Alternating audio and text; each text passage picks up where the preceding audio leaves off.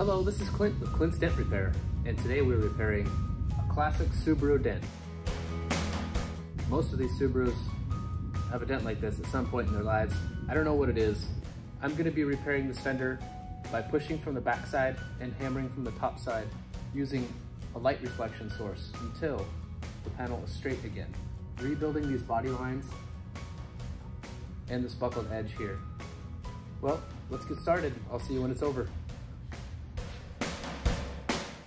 Now I have pushed the depth out and we are left with these wrinkles, which is where all the time is going to be spent.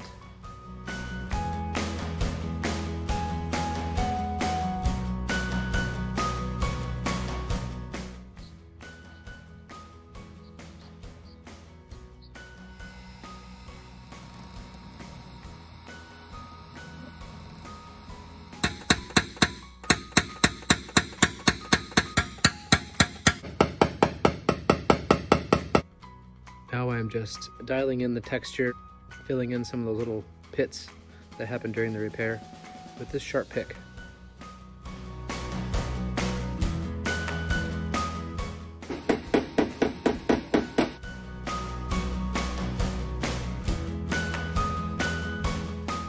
Well, I got her done.